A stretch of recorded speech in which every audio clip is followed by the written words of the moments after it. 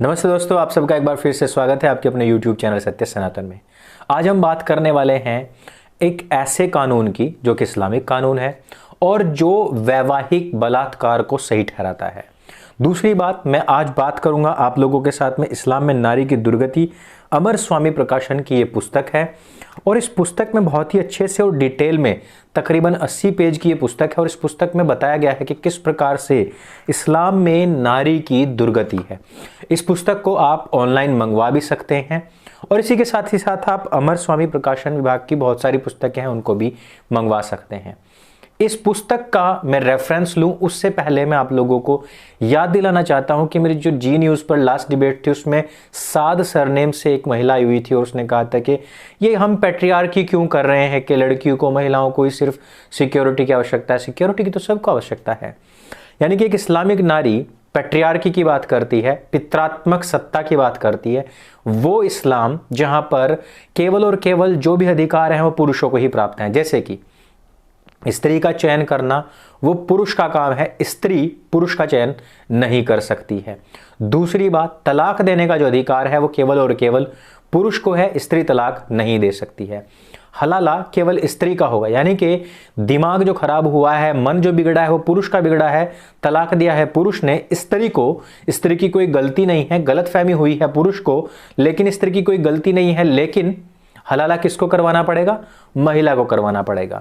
और जब तक करवाना पड़ेगा जब तक कि हलाला करने वाला व्यक्ति उससे संतुष्ट होकर के उसको दोबारा तलाक ना दे दे। यानी कि इस्लाम में दोगलेपन की कोई लिमिट नहीं है। और ये मोहतरमा जो आई थी वो अपने आप को इस्लामिक स्कॉलर टैग के साथ में लेकर के आई थी।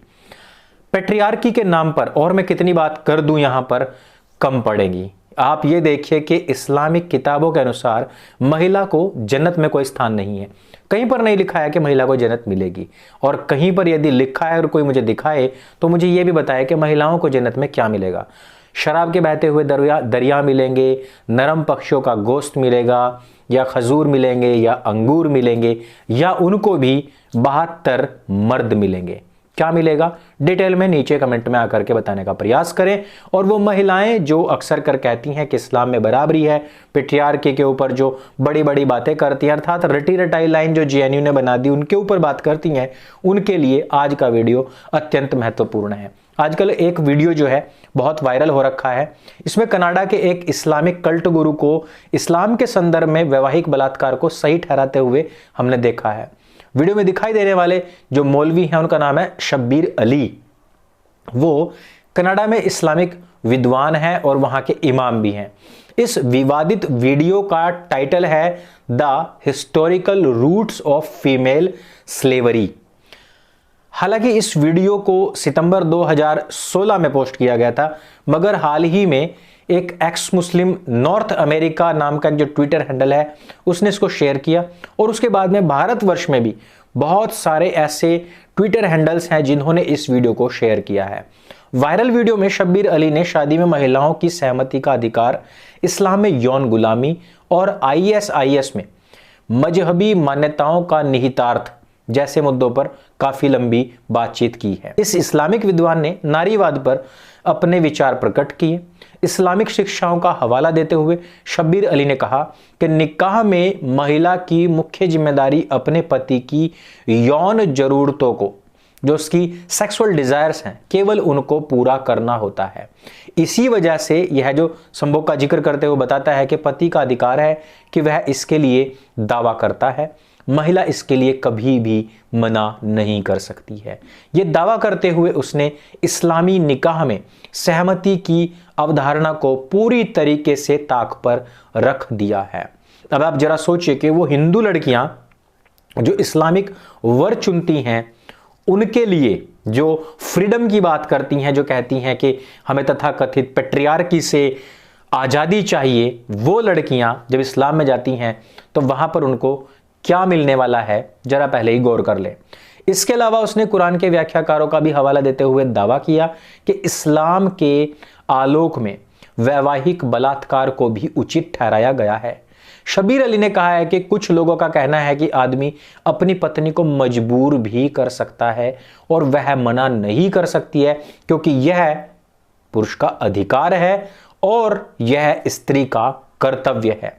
अर्थात किताबे हवा हवाई जो है वो ना केवल महिलाओं को कुत्ते और गधे के बराबर रखती है, वो ना केवल उनको जन्नत से महरूम रखती है, वो ना केवल उनको 3 तलाक का जो अधिकार है उससे महरूम रखती है, बल्कि जबरदस्ती उनका हलाला करवाने के लिए भी मजबूर करती है। और यहां पर भी उनको कहती है कि यौनिक बलात्कार जो है वो उसका कर्तव्य है, उसको निभाना चाहिए।